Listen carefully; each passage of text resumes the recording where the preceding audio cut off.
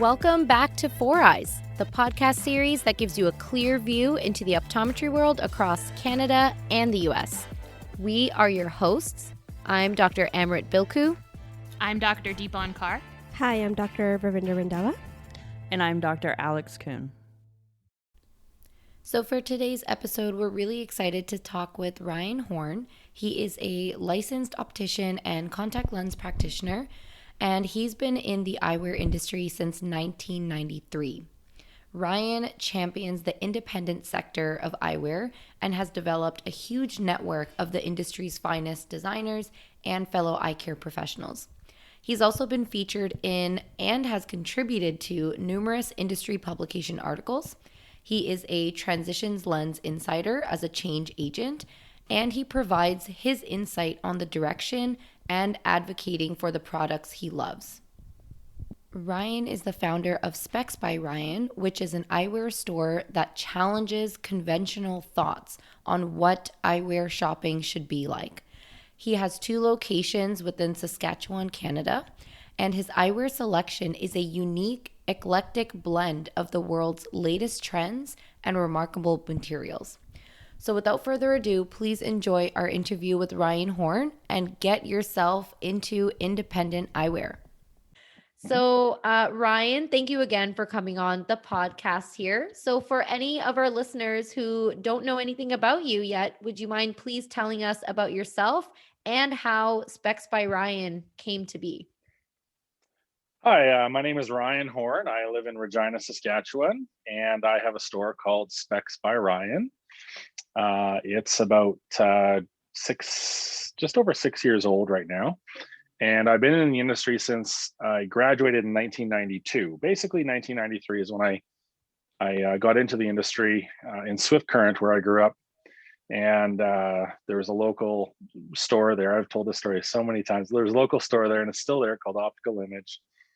And everyone else in high school was going to university and do education, commerce, engineering, all that stuff, and that just wasn't for me. And I saw this really cool little store with the owners, Gary and Dara, who just looked like they were having so much fun, and it just looked like a very fun, successful business that I thought I'd like to do that someday. So got into it. Very few of us actually seek out becoming an optician. Most people end up just falling into it with some sort of a job at an optometric practice, and then the next thing you know, they end up dispensing eyewear. Yeah. But I sought it out, and I ended up in Regina at a major optometric clinic here. There were 7 and even up to 9 doctors at one time, and a lot of traveling to satellite offices. And I had a great mentor in the lab, and great mentors on the dispensing floor. And we were selling some pretty cool stuff then too. So the ordinary, the regular, I could just see was never going to be for me. It was always going to have to be eyewear is going to have to be special and not a commodity. Yeah. So that's what I've just kept going on and on and on. Worked for another optometric practice for 17 years, where I controlled the dispensary, and then it was time where I got into the industry to have my own business at one point, and it was time to start Spex by Ryan. So in a nutshell, that's kind of how it came to be, and here we are. That's insane. So you literally just saw this one store and you were just like, this is it. Like, this is what I want to do. Yeah. I feel like I was a client. Yeah. I was a client. So I kind of knew who they were. I knew what it was about. And yeah. I feel like when you're really passionate about your career, as in, you didn't just kind of fall into this category of being an optician or being involved in eyewear. It makes it so that your job will never disappoint you, or like you'll never be tired of your job, because you actually are doing something that you wanted to do the whole time. So that's amazing. Yeah. We're so happy that you decided to pick, the optician career, because you really are changing the industry for sure. But how do you go about choosing which brands will become part of your eyewear selection? Well, I was introduced to the independent side of eyewear, maybe 15 years ago. And I haven't looked back. It's like once once I got a taste of non big box brand, non mass produced product, once I got to know the actual designers and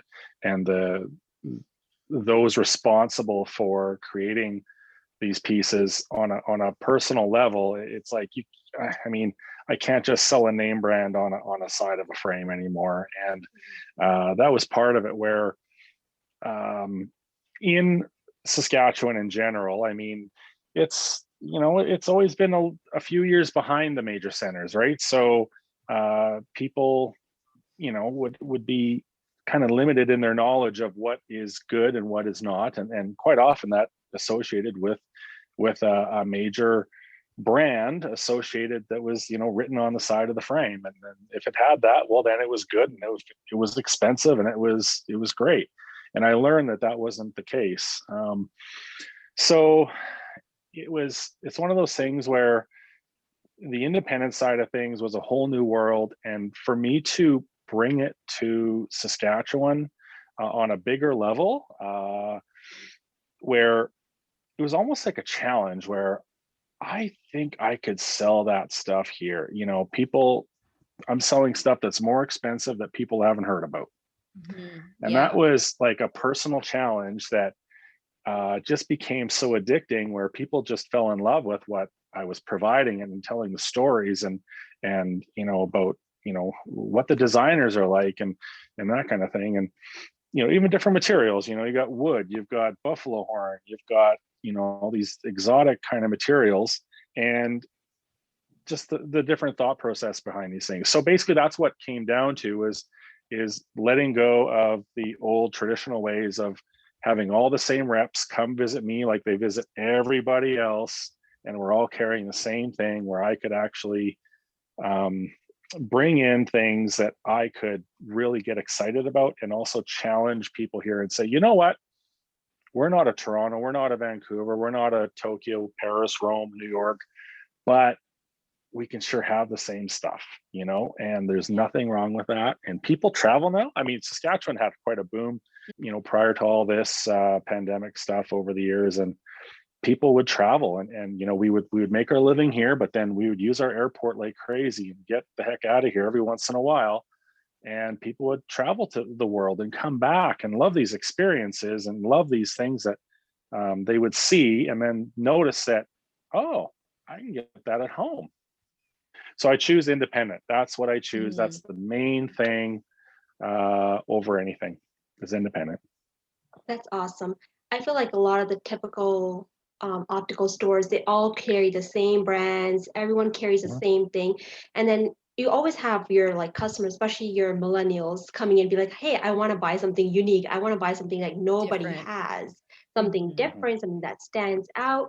So I feel like you have that niche there that attracts that certain buyers or customers. So that's really awesome.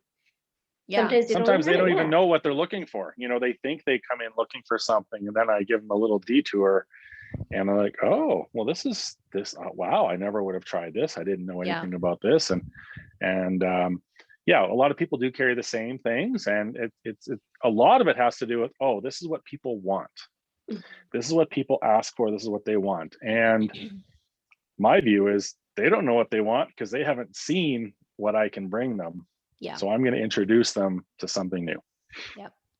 So Ryan, specifically, what certain characteristics, materials, colors, and trends in eyewear are you looking for that make you believe that a collection is unique? I don't know if there's a certain formula. It's like you see it, and it's like, does it resonate with you or not? Yeah, is it something like there's different genres, you got your classic Americana, which there's a lot of brands doing their just classic Americana stuff, P3 shapes, matte tortoises. Yeah. And it's like, how intricate are they? How simple are they? Are they, some of them are more elaborate, some have more embellishments, some of them are heavier duty, some of them are lighter. And then it's the price point, and it's like, okay, my top tier client is going to want the ultra rich looking ones, and then our young millennials are going to want something really low key and just classic and simple. But overall, I mean, I've had relationships with a lot of the brands I carry for many, many years, and that's what's the other part of this. The joy of the other part of this independent eyewear is that you build these relationships with these collections and these small companies, and they just keep coming out with great stuff. So it's so easy just to keep rolling with whatever they're doing next. And then the odd time there might be some new hot new collection that just kind of makes a splash, and you're like, oh, okay, I'm ready to try something like that. So I can't say for sure what it is. It's like, how does it resonate with you, and then how does it fit in with the rest of the collections you sell? Are you missing any kind of genre, or what do you are you low on this price point but this kind of a style, and do you need something a little more wacky and out there that you're not going to sell all the time, but it sure gets people in the door and gets them talking? They all have a purpose. So I wish I could tell you it's like, but a lot of the companies I've dealt with for so long, so it's like whatever they have next, and then the odd time I'll just bring in something fresh if it hits me. Yeah, it's like whatever speaks to you. And I feel like that is independent eyewear, right? Because it's not, I mean, the top brands like Rav was mentioning, like the Ray-Bans and the Gucci, whatever, those frames, they don't even care what it looks like. Like, it doesn't need to look like anything. It just has to have the name on the thickest, boldest, or thinnest frame, and people will not pay attention to what it looks like. But with independent eyewear, a lot of us don't know the brands. We don't know the names. So you have to look at it. You have to literally pay attention to the details and think, oh, like this little, gold detail on the side, like I love that. That stands out, or that speaks to me. So I feel like that is the whole purpose of independent eyewear, which is always fun. Yeah. Are your brands mainly Canadian, or are they more like European? There are, gosh, I have only a couple of Canadian brands. Okay. Wrap out of Toronto. There's not many Canadian brands, to tell the truth. There's Spectacle Eyeworks from Vancouver, and Wrap from Toronto. And forgive me if I'm forgetting anybody. I'd be a terrible Canadian. They're going to call you tomorrow. Why did you mention us? Exactly. Yeah. So it's generally American, European and American brands that either they have their head office in the United States, or some of them are out of Europe. A lot of them are made in Japan, but they're distributed out of the United States. I might be asking you another difficult question to answer. So, but we're really curious because, you've been in the industry for so long, and, everyone has different styles and different needs with their eyewear. So what would be your typical process or questions to ask in helping them find their perfect pair of glasses? Regardless of age and everything, I probably do it the same for everybody, but I really want to establish a comfort level for people that, just to let them, like, because this is a very stressful, and in a lot of cases, it causes anxiety, and it's a very I don't know, it's just not a pleasant experience for a lot of people from what they're used to in other places. So they come in quite often, they don't want to be here. It's like, I don't know how to find some glasses. I can never find any. And, there's a lot of ice I have to break first. And I just want to get them comfortable and relaxed, and we're going to have some fun today. We're going to, we're going to, try on a bunch of different things, and we're going to walk you through it. We're going to, take you on a little tour of all these different collections, and we're going to warm you up a little bit. And quite often, I always ask, is there anything you were thinking that you were really kind of liking, that you think you'd really kind of dig on for yourself? And sometimes they'll go, oh, I like this, or this. But most often they're like, I don't know. I have no idea. Awesome. Clean slate.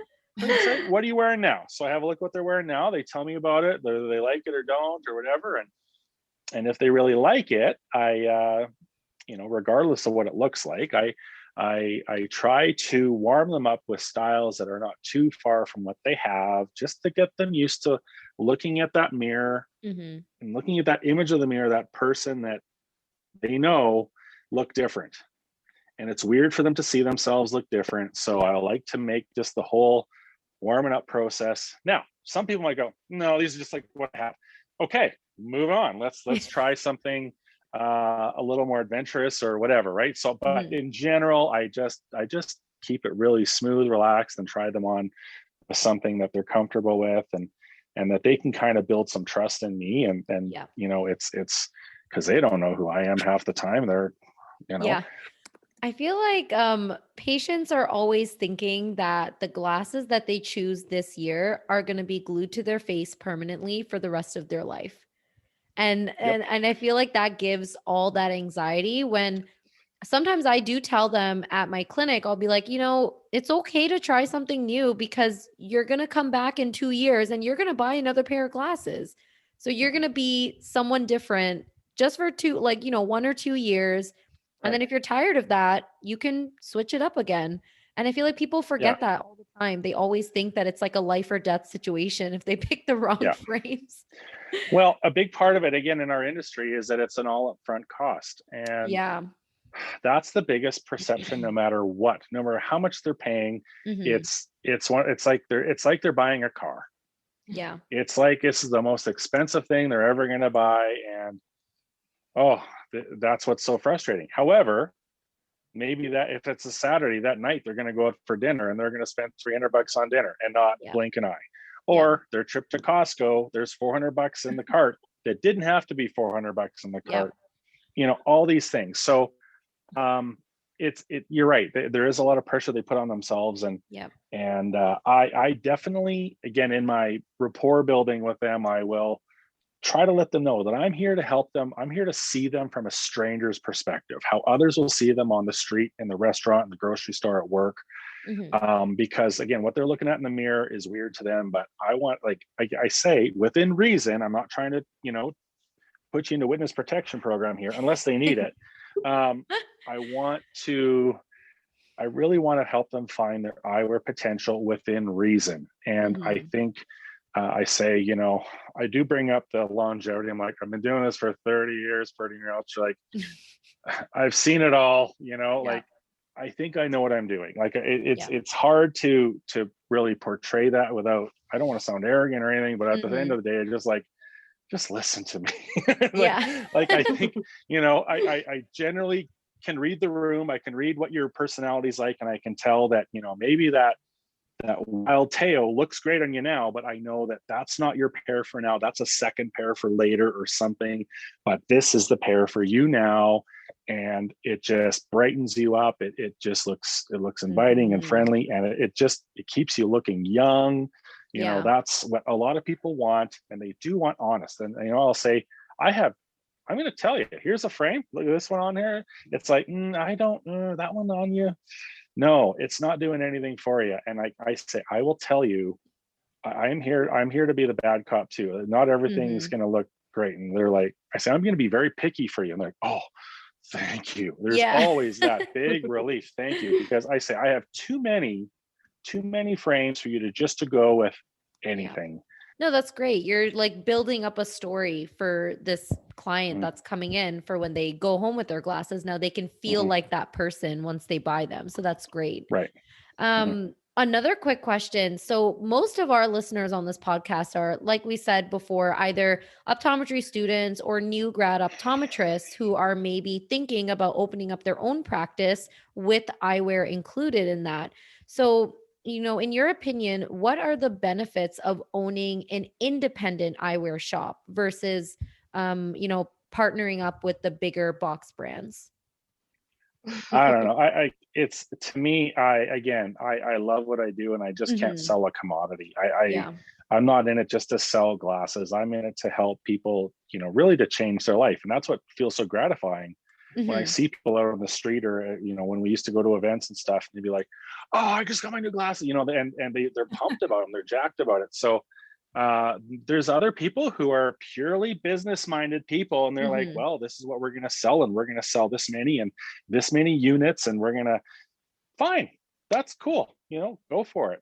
That's not me. So to Yeah. me, there's an art.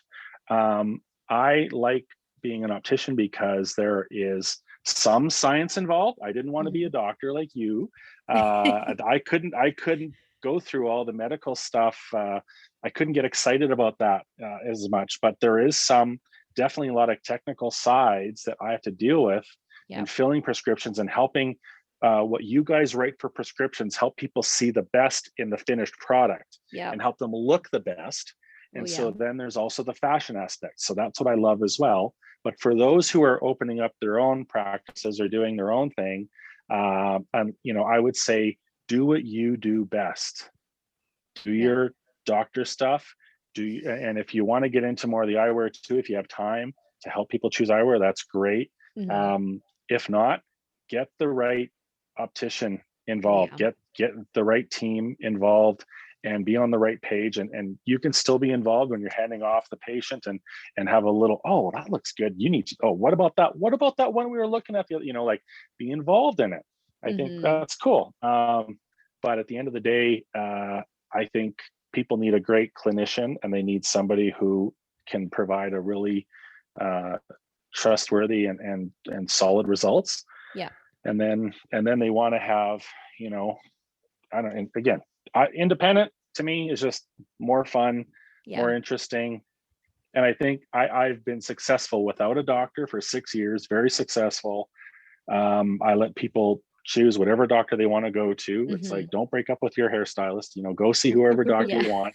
But if you want cool eyewear, that's what I'm here for. And it's not easy because, the easy road is to take what, the big companies have, and they give you, buy X amount of pieces, get 10 free, and all these things, and get this free, get that free. And they just want to load you up with everything. And to me, that's a deal with the devil. You're just like, okay, well, they're making it easy, but is it stuff that you're going to want to sell? Because then people are coming in, they're seeing what that frame is. Oh, I'm going to go look at it online, and then they'll find it online because it's everywhere. Independent, very hard to find online. And if you do, it's usually from the manufacturer for MSRP. And there's no benefit whatsoever for them to get it from a website or the manufacturer. So if that's what you want, you have to really learn that you can't please everybody. And in independent, for optometric, that's where it does get a little tricky sometimes to find that quality in the lower price points, because you're dealing with all walks of life coming into your practice. So speaking of trying to please everybody, when we think about the idea of selling an eclectic blend of creative eyewear, just like what Rab said before, this sounds like something that would attract millennials more than anyone else. So what is your secret to attracting the diverse clientele that you already have, like people of all ages and all backgrounds? I don't know if I'd pinpoint millennials as the only ones who want that.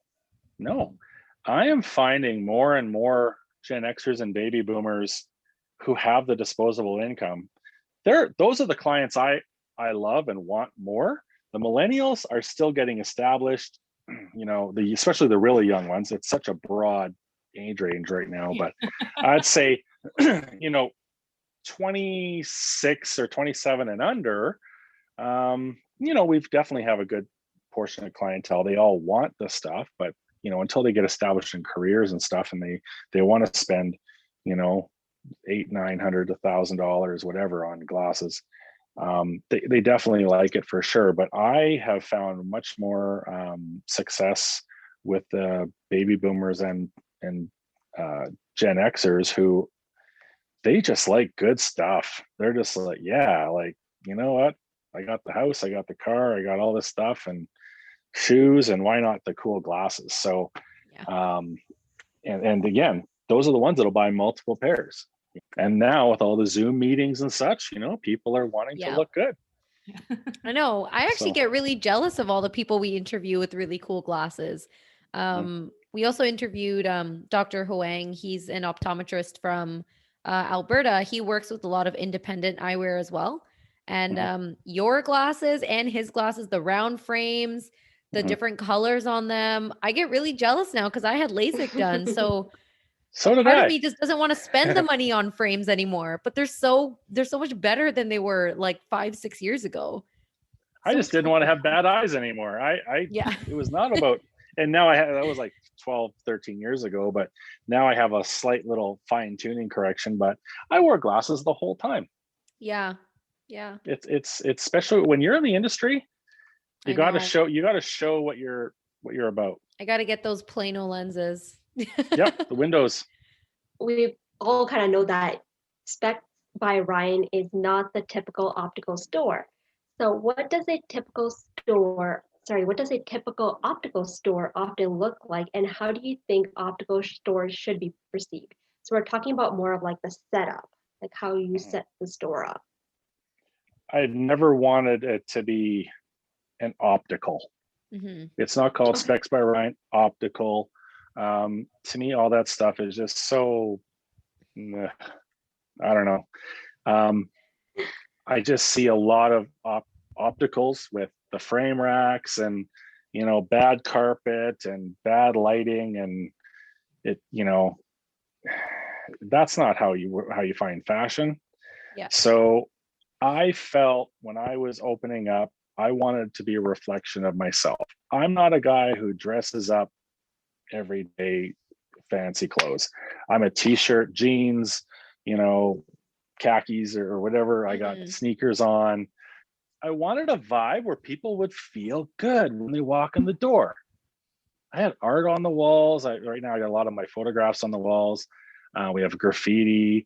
I have random stuff. I've got a whole whack of old TVs with the dials all playing.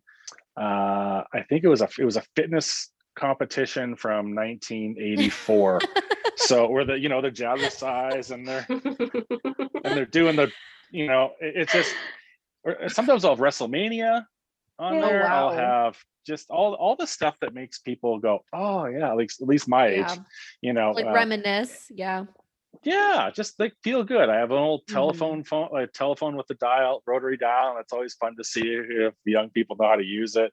Yeah. And then I have all my eyewear mostly in cabinets and drawers. So where they're all tucked away, I have some out on display and little shelves here and there, just to kind of showcase a few here and there. But overall, I did take the idea from more of the classic European opticians that would basically have no frames on display. They sit down with you with a cabinet next to them, they pull out drawers, and they present you with the frames. And so when people come in, they're not going, oh my God, there's like 1,300 frames on the wall, and how am I ever going to choose? Yeah. So to me, it creates an aesthetic where it's a chill place to come hang out and talk, and we got good music on all the time, and I just wanted to create cool vibes and be the anti-optical. It's not, I don't want anything clinical or anything. Yeah. I think what you said about how eyewear is fashion, right? So that really just stood out to me, which makes sense now that our optical stores or our eyewear stores should be more like a retail location. Like when you sell clothing, it's not a very medical or sterile, like cold environment. You No. use warm lighting, nice music in the background, different shelves and different ways to present the product. So, Right. yeah, that just kind of resonated with me that, eyewear that's typically on those nose peg frame boards and they're all just lined up very straight and neat and tidy and empty and cold. That's not really fashion. Nope.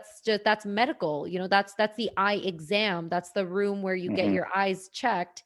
Yeah, it looks, very clean and put together. But yeah, I like how you just mentioned that. So that just gives a whole new perspective on how we should be selling eyewear in general. Like look at the restaurant industry. When you go to a new, like all the trendy new restaurants, some of them are absolutely rustic, and you're like, this is so cool. They kept it so simple. Yeah. And they, like just always thought provoking. There's different ways of using different things to as props, as whatever to make you feel good. It's overwhelming to customers too, right? Walking into a store and just seeing so many frames, and they're gonna try on everything, and at the end of the day, they won't like anything. It's everything's gonna start looking like the same at the Too end many of the day. options. Yeah. Too many options, Yeah. And it's nice that you have them in cabinets. That way, you're like their personal shopper, right? They have that personal experience, and that way you get to know their style, get to know their life story, and present them glasses. So, in your opinion, what are the top 5 brands of eyewear that are popular amongst your clientele at this moment? Without a question, Jacques-Marie Mage is number one.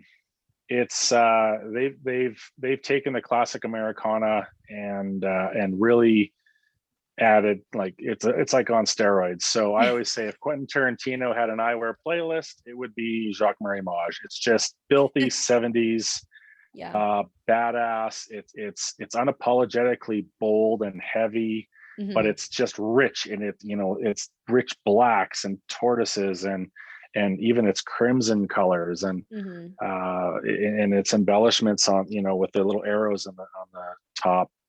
Oh wow! Is that what you're wearing? No, I'm wearing Tavat, which is another really hot one for us out of Italy. Tavat is this one here is from their soup can collection, so it's a lot thicker in the metal here, in the titanium. So it looks like they cut the top of a soup can out, and so it's very distinguishable amongst everything. It's very technical too with the temples, and how the hardware is. So in Saskatchewan, it's still sometimes a tough go selling round, and it's exhausting because Harry Potter, blah blah. I'm like, oh my god, kill me. I'm just like, it's very hard because we still live in a place where people are used to long rectangles only, and round is just a dirty word. And I tell them, I say, when I travel, when I go to the shows in New York and Vegas and that kind of thing, it's like the world is wearing round. Yeah. So don't talk all Regina to me now. Like it's that's what I'll quite often say. And I more and more people are asking for it and wanting it. So it's not all that bad. It's actually, we're doing really well with it. It's just the odd time we're fighting our demographic a little bit. I actually had a girl this morning who came in. She was a 22 young girl, and she had thin metal frames that were in a hexagon shape for her lenses. And they look so good. I was like, this is so different, and it just pops on her face. Like you can just, it stands out. I thought they were really cool, and they were really big too, because I feel like the oversized lenses are Still really good. in style right now. Yeah. Hexagon is kind of the new round. It's like, if you want something that looks round but just a little bit different, we're seeing more and more of the hexagonal shapes, and they're fun. Yeah. So Ryan, I'm sure you get this question a lot, but do you have plans to ever create your very own eyewear line? I really haven't. It's one of those things where I just like all the genres. I like too many different genres of eyewear. I don't think I could just pick one and say, I have to make this and this is my destiny, because I just appreciate all the different kinds.